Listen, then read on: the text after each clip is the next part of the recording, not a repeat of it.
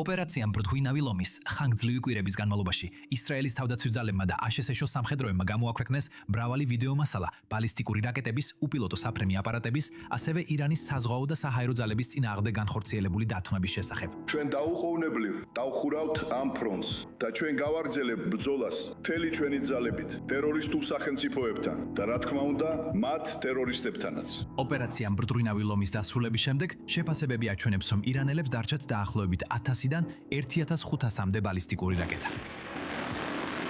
ირანს ჯერ კიდევ აქვს მნიშვნელოვანი არსენალი მის განკარგულებაში. და შეერთებულმა შტატებმა და ისრაელმა ომის პერიოდში 28 თებერვლიდან 7 აპრილამდე როგორც ჩანს, მხოლოდ ირანის სარაკეტო შესაძლებლობების 30% გაანადგურეს.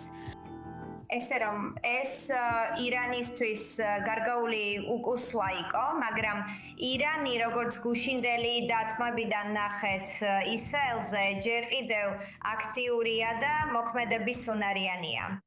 ზოგიერთი ეს რაკეტა ირანის რეჟიმისთვის ხელმისაწვდომი დარჩა, მაგრამ სხვები ღრმად მთების ქვეშაა დამარხული. საინტერესოა, რომ ჯერ კიდევ ერთი სიტყვა ვისწავლეთ ებრაულად, გვირაბების დახშობა. ძალიან ბევრი ბომბი ეცემა ამ ტერიტორიებზე, რაც რეალურად იწვევს გრევას და დიდი რაოდენობით ფეფლისა და ქვების ჩამოშლას. ხედავთ სხვადასხვა შესასვლელებს სარაკეტო ობიექტებზე, ყველა მათგანი ადრე დახურული იყო, ეხლა კი განიერად იხსნება, ამიტომ ყველაფერი რაც შიგნით იყო არ დაზიანებულა. ირანის შესაძლებლობა გაუშვას უპილოტო საფრენი აპარატები შესაძლოა ასევე დაზიანდა, მაგრამ სრულად არ გამქრალა. სრულიად ღია წყაროებზე და იმ ანგარიშებზე დაყრდნობით, რასაც ყველაფ ითხოვთ სხვადასხვა წყაროებიდან, ირანს ჯერ კიდევ აქვს დრონების მიმართულებით საკმარისი შესაძლებლობები. მისი დრონები და მათი წარმოება განაწილებულია ქვეყნის მასშტაბით. ის ასევე იაფია, სწრაფად იწარმოება. ირანი აგრძელებს ამ შესაძლებლობების წარმოებას, თუნდაც ამეწედატელის ცეცხლის შეწყვეტის დროს. იარაღების თავად დართვმის გარდა, ისრაელმა და აშშ-მ ოპერაციის ხანგრძლივი კვირების განმავლობაში დაარტყეს რაკეტებისა და უპილოტო საფრენი აპარატების საწარმოებს, რაც ირანელებისთვის სულ მცირე ამ ეტაპზე ართულებს ახლის წარმოებას. ჩვენ წინასწარ გავანადგურეთ ირანის რეჟიმის განადგურების მანქანა.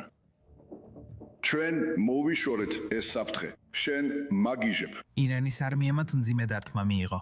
ირანის საჰაერო ძალები, რომლებიც რეალურ საფრთხეს არ წარმოადგენენ, მძიმედ და სასიკვდილოდაც კი დაზარალდნენ. ირანის საზღვაო ძალებმაც მძიმე დარტყმა მიიღეს, მაგრამ ირანელებს ჯერ კიდევ აქვთ გემები, რომლებსაც ხორმუზის სრუტეში შიშის დათესვა შეუძლიათ. ირანელებს ნამდვილად შეუძლიათ სხვადასხვა გზით საფრთხე შეუქმნან სპარსეთის ყურეში.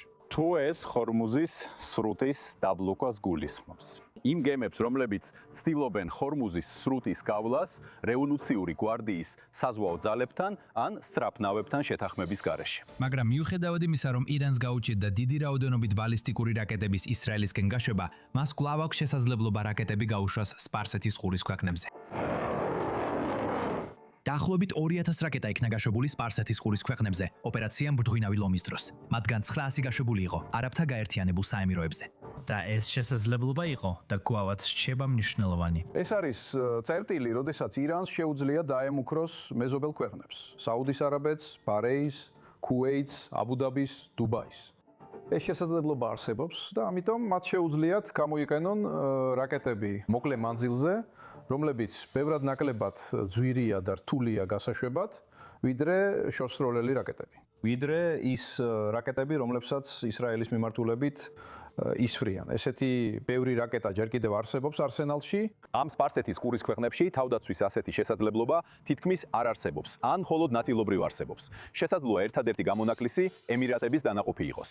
ჩვენ ასევე ვხედავთ, რომ როდესაც ირანი თავს ესხმის, ის ფაქტობრივად უფრო და უფრო ხშირად ესხმის თავს. ასე რომ, თუნდაც ირანის შესაძლებლობა ზიანის მეკანების მხრივ შემცირდა, ის სრულად არ გამქრალა.